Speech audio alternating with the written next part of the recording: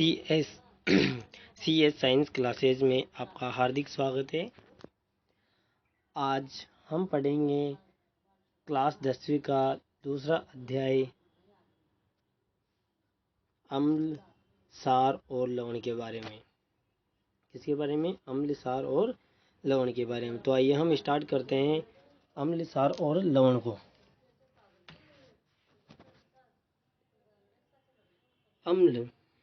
अम्ल क्या होता है? अम्ल की परिभाषा देखिए। अम्ल जो अंग्रेजी भाषा के किसे अम्ल क्या होता है? एक मिनट दोस्तों, एक मिनट। अम्ल को अंग्रेजी भाषा में एसिड कहते हैं। क्या कहते हैं? अम्ल को एसिड कहते हैं। क्या कहते हैं? एसिड। एसिड शब्द की उत्पत्ति लैटिन भाषा के शब्द एसिडस से हुई है, जिसका अर्थ होता है खट्टा। क्या होता है? खट्टा। क्या होता है दोस्तों? खट्टा। अतः हम कह सकते हैं कि जो पदार्थ स्वाद में खट्टे होते हैं क्या कहलाते हैं? अम्ल होते हैं। अम्ल क्या होते हैं? किससे अम्ल को अंग्रेजी में क्या कहा जाता है? एसिड कहते हैं। क्या कहते हैं दोस्तों? एसिड कहते हैं। क्या कहते हैं? एसिड। और एसिड शब्द की उत्पत्ति किससे हुई है? लैटिन भाषा के एसिडस से। किससे? लैटिन भाषा के एसिडस से। और एसिडस शब्द का अर्थ क्या होता है? खट्टा। अर्थात जो पदार्थ स्वाद में क्या होते हैं? खट्टे होते हैं। क्या कहलाते हैं? अम्ल कहलाते हैं। क्या कहलाते हैं? अम्ल कहलाते हैं। या फिर अपन कह सकते हैं अम्ल वे पदार्थ होते हैं जो जलीय विलयन में H+ आयनों का क्या करते हैं? त्याग करते हैं। जो या तो जलीय विलयन में क्या अम्ल क्या करते हैं? जलीय विलयन में H+ आयनों का त्याग करते हैं। जैसे उदाहरण देखो HCl, HNO3, H2SO4, CH3COOH। ये सब किसके उदाहरण हैं? ये अम्लों के उदाहरण हैं। अब हम पढ़ते हैं अम्लों के भौतिक गुण। किसके बारे में? अम्लों के भौतिक गुण। तो अम्ल के भौतिक गुण कौन कौन से देखो। स्वाद में खट्टे। अम्ल स्वाद में कैसे होते हैं? खट्टे होते हैं। यह नीले लिटमस पत्र को लाल कर देते हैं। मतलब ये जो नीला लिटमस पत्र होता है ना, उसको क्या कर देते हैं? लाल। तो आपको याद रखना है अनिल। क्या याद रखना है? अनिल याद रखना, ताकि आप कंफ्यूज ना हो। अनिल से क्या होगा? अम्ल। क्या? अम्ल। नीचे नीले लिटमस पत्र। नीचे क्या याद रखोगे? नीला लिटमस पत्र। और ल से लाल। अर्थात अम्ल वे होते हैं जो नीले लिटमस पत्र को क्या कर दें? लाल कर दें। उसे क्या कहेंगे? अम्ल कहते हैं। ठीक है। अब देखो, इसको मैं साफ कर देता हूँ, एक मिनट। फिर तीसरा देखो, जलीय विलयन में H+ आयनों का त्याग करते हैं। और क्या करते हैं? ये अम्ल क्या करते हैं? जलीय विलयन में H+ आयनों का त्याग करते हैं। चौथा देखो, जलीय विलयन में विद्युत धारा का प्रवाह नहीं, इनकी जलीय विलयन में विद्युत धारा प्रवाहित होती है। अर्थात मतलब कि अम्ल का जो जलीय विलयन होगा ना, उसमें विद्युत धारा का प्रवाह भी होता है। क्या होता है? जलीय विलयन में विद्युत धारा का प्रवाह भी होता है। अब देखो अम्लों के रासायनिक गुण। अब किसके बारे में पढ़ेंगे? रासायनिक गुणों के बारे में। अम्लों की धातु के साथ अभिक्रिया कराने पर H2 गैस का उत्सर्जन होता है। मतलब अम्ल जब धातु से, किससे? धातु से अभिक्रिया करेंगे तो कौन सी गैस का उत्सर्जन करेंगे दोस्तों? H2 गैस का। ये आपको याद रखना है, क्योंकि ये सबसे इम्पोर्टेंट है। यहाँ से आपसे क्वेश्चन पूछा जाएगा डायरेक्ट। या फिर दूसरा याद रखना, धातु कार्बोनेट या फिर हाइड्रोजन कार्बोनेट के साथ अभिक्रिया कर CO2 गैस को निष्कासित करते हैं। क्या याद रखना है आपको कि अम्ल धातु के साथ तो क्रिया करेंगे तो कौन सी गैस निकालेंगे? H2 gas. और जब अम्ल किसके साथ करेंगे? धातु कार्बोनेट। अम्ल या तो धातु कार्बोनेटों के साथ, किसके साथ? धातुओं के कार्बोनेट, जैसे जिंक और CO3। मतलब ये क्या है, धातु कार्बोनेट। जब अम्ल धातु कार्बोनेट से अभिक्रिया करते हैं तो कौन सी गैस का उत्सर्जन करेंगे, या तो धातु कार्बोनेट होगा या हाइड्रोजन कार्बोनेट होगा। तो कौन सी गैस का उत्सर्जन करेंगे, CO2। इसके बारे में अपन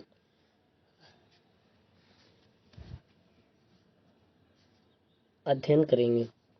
अब कुछ प्राकृतिक पदार्थों में पाए जाने वाले अम्ल, क्या कुछ प्राकृतिक पदार्थों में पाए जाने वाले अम्लों के बारे में अपन देखते हैं।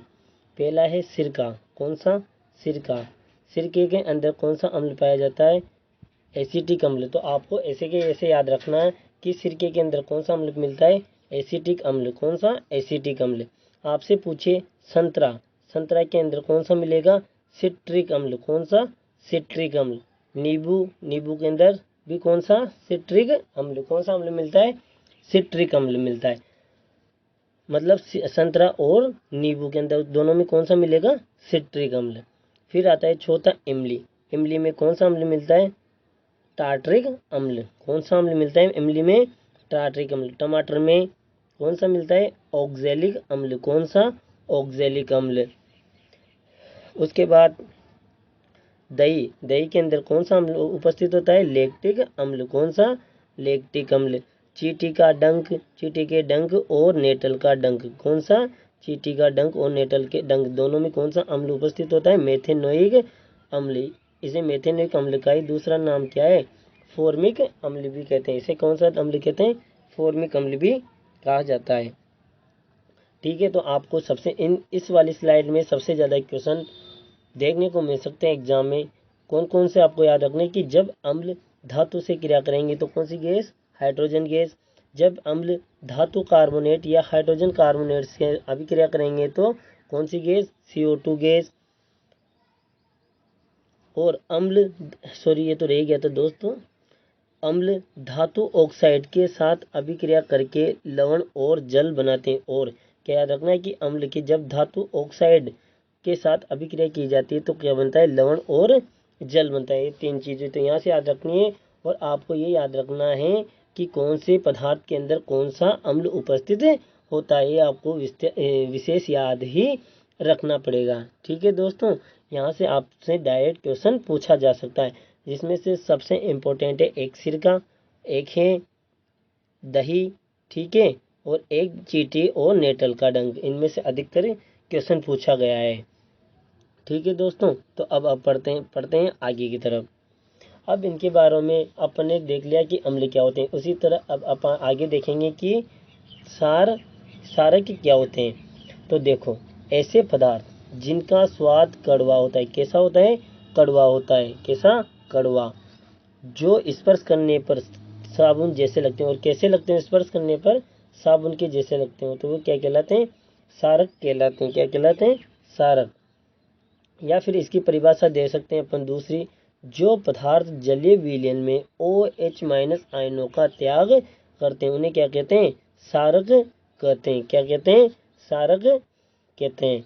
इनके उदाहरण है NaOH, मतलब जो जलीय विलयन में OH आयन देंगे वह तो क्षारक कहलाएंगे, जो जलीय विलयन में H+ आयन देंगे वह अम्ल कहलाते हैं। ये याद रखना। ठीक है दोस्तों, अपन इसके बारे में भी समझने में शॉर्ट में भी पढ़ लेंगे।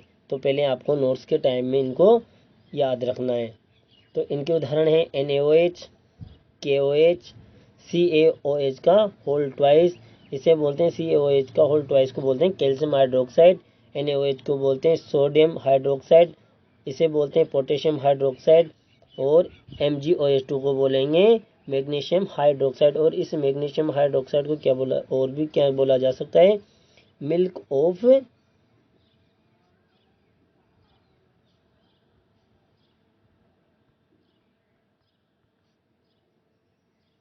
मैग्नीशिया, इसे क्या बोलते हैं, और मिल्क ऑफ मैग्नीशिया भी बोलते हैं। क्या बोलते हैं, मिल्क ऑफ मैग्नीशिया भी इसका दूसरा नाम है। ठीक है दोस्तों, अब पढ़ते हैं अपन क्षार के भौतिक गुणों के बारे में, कि क्षार के भौतिक गुण कौन कौन से होते हैं, जिससे अपन पहचान सके कि ये क्षार है या अम्ल है। तो देखो, ये स्वाद में कड़वे होते हैं। क्षार स्वाद में कैसे होते हैं, कड़वे, जबकि अम्ल कैसे होते हैं, खट्टे। अम्ल तो क्या होंगे, खट्टे, और क्षार क्या होंगे, कड़वे। यह लाल लिटमस पत्र को नीला कर देते हैं। दूसरा क्या है कि लाल लिटमस पत्र को क्या कर देते हैं, नीले रंग में बदल देते हैं। जबकि अम्ल क्या करते हैं, नीले को लाल में बदल देते हैं। अम्ल क्या करते हैं, नीले लिटमस पत्र को तो लाल में करेंगे, जबकि क्षार लाल लिटमस पत्र को नीले में बदल देते हैं। इसके बाद देखो जलीय विलयन में OH आयन देते हैं, और इनके जलीय विलयन में ये जलीय विलयन में कौन से आयन प्रदान करते हैं, OH आयनों का। जबकि अम्ल कौन से आयनों को प्रदान करते हैं, H+ आयनों को।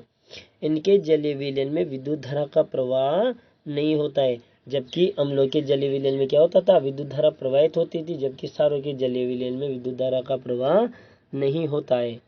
ठीक है दोस्तों, अब चलते हैं अपन नेक्स्ट स्लाइड पे। अब देखो क्षारों के भौतिक गुण पढ़ लिया अपन ने। अब किसके बारे में पढ़ेंगे, रासायनिक गुणों के। किसके बारे में, रासायनिक गुणों के बारे में। देखो पहला, क्षार धातु के साथ अभिक्रिया कर हाइड्रोजन गैस मुक्त करते हैं। किसके, हाइड्रोजन गैस मुक्त करते हैं। अम्ल भी धातुओं के साथ अभिक्रिया करके कौन सी गैस मुक्त कर देते हैं, हाइड्रोजन। और क्षार भी धातुओं के साथ अभिक्रिया करके कौन सी गैस मुक्त करते हैं, हाइड्रोजन ही करते हैं। उसके बाद क्षार अम्लीय ऑक्साइड, अम्लीय ऑक्साइड कौन से ऑक्साइड, याद रखना दोस्तों, अम्लीय ऑक्साइड, इस शब्द को विशेष याद रखना, अम्लीय ऑक्साइड। अब अम्लीय ऑक्साइड कौन से होते हैं, जो धात्विक ऑक्साइड होते हैं ना, धातुओं के ऑक्साइड, वो कौन सी प्रकृति के होते हैं, जो अधात्विक, सॉरी दोस्तों, जो धात्विक ऑक्साइड होते हैं वो एक मिनट कंफ्यूज हो गया मैम, स्टूडेंट। मतलब जो अम्लीय ऑक्साइड होंगे ना, वो कौन से होंगे, जो अधात्विक ऑक्साइड होते हैं ना, अधात्विक, वो कौन सी प्रकृति के होते हैं, अम्लीय ऑक्साइड के। कौन सी प्रकृति के, अम्लीय ऑक्साइड के। तो ये अम्लीय ऑक्साइड के साथ अभिक्रिया करेंगे तो कौन से क्या बनाएंगे, लवण बनाएंगे। क्या बनाएंगे, लवण बनाएंगे। ठीक है। अब देखो नोट, ये सबसे इम्पोर्टेंट है, आपको इनको ऐसे कैसे याद रखना है। पेट की अम्लता को दूर करने में MgOH2, यानी कोष्टक में इसका क्या नाम है, मिल्क ऑफ मैग्नीशियम हाइड्रोक्साइड, इसे और क्या कहते हैं, मिल्क ऑफ मैग्नीशिया भी कहते हैं। तो आपको याद रखना है कि पेट की अम्लता को दूर करने में MgOH2 मतलब मैग्नीशियम हाइड्रोक्साइड का उपयोग किया जाता है। किसका उपयोग किया जाता है, पेट की अम्लता को दूर करने में मैग्नीशियम हाइड्रोक्साइड का। ठीक है। दूसरा पॉइंट याद रखना, इसमें मिट्टी की अम्लता को दूर करने में कैल्शियम हाइड्रोक्साइड का उपयोग किया जाता है। जब पेट की अम्लता को दूर करने में तो किसका किया जाएगा, मैग्नीशियम हाइड्रोक्साइड को। और मिट्टी की अम्लता याद रखना विशेष दोस्तों, ये सबसे इम्पोर्टेंट है। यहाँ पे एक तो होता है मिट्टी की क्षारीयता को, और एक होता है मिट्टी की अम्लता को। तो मिट्टी की अम्लता पूछे तो कैल्शियम हाइड्रोक्साइड आपको टिक करना है। क्या करना है, कैल्शियम हाइड्रोक्साइड टिक करना है। तो दोस्तों अपन ने आज अम्ल और क्षार के भौतिक और रासायनिक गुणों के बारे में देखा। तो अपन देखते हैं, शॉर्ट में आपको समझा दूं। अपन ने एक तो पढ़ा, अपन ने एक मिनट, कहाँ भी पेन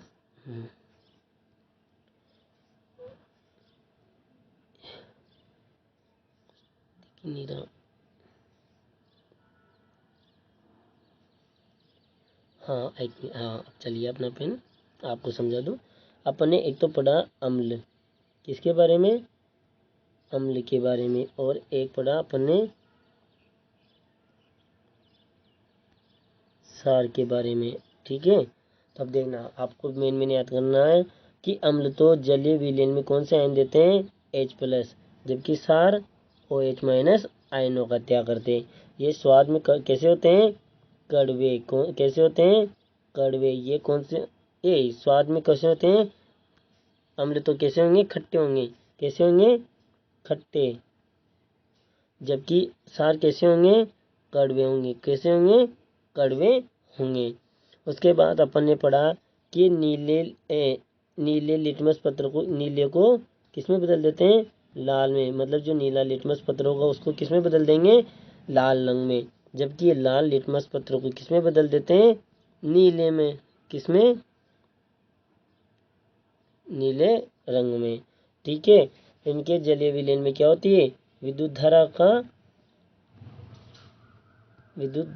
धारा क्या होती है, इनके जलीय विलयन में विद्युत धारा प्रवाहित होती है, इसके में नहीं होती। तो ये तो पढ़ा था अपन ने अम्ल और क्षार के भौतिक गुणों के बारे में। और इसके बाद अपन ने देखा था अम्ल और क्षारों के रासायनिक गुणों के बारे में। तो अम्ल के रासायनिक गुणों में क्या पढ़ा था कि अम्ल जब किससे अभिक्रिया करेंगे, धातु से, तो कौन सी गैस का उत्सर्जन कर रहे थे, H2 का। जब ये अम्ल किससे अभिक्रिया करते हैं, धातु कार्बोनेट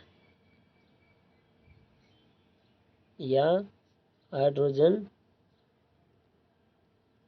कार्बोनेट, तब कौन सी गैस का उत्सर्जन कर रहे थे, CO2 गैस का। कौन सी गैस का, CO2 गैस का। ठीक है दोस्तों। और जब ये अम्ल किससे पढ़ा था अपन ने, हाँ इसके बाद अपन ने पढ़ा था कि अम्ल एक देखो, जब अम्ल क्षार से अभिक्रिया करते हैं तो क्या बनाएंगे, लवण और जल बनाएंगे। ये भी याद रखना, क्या बनाएंगे दोस्तों, लवण और जल बनाएंगे। ठीक है। और इसके बाद अपन ने पढ़ा था क्षारों के बारे में। किसके बारे में, क्षार के बारे में।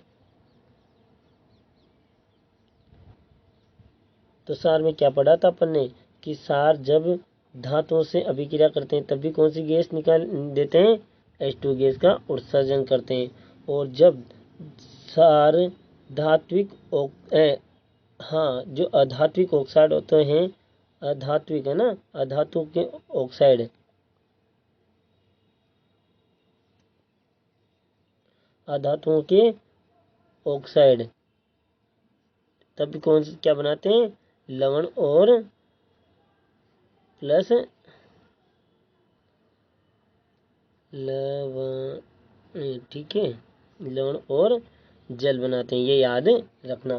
तो ठीक है दोस्तों, अपन इसके बारे में आगे कल पढ़ेंगे। आपको ये अच्छी लगी हो तो लाइक, शेयर और कमेंट जरूर करें। हम आपका पूरा सिलेबस यहाँ पे कंप्लीट करवाएंगे। ठीक है दोस्तों, okay, bye and thank you.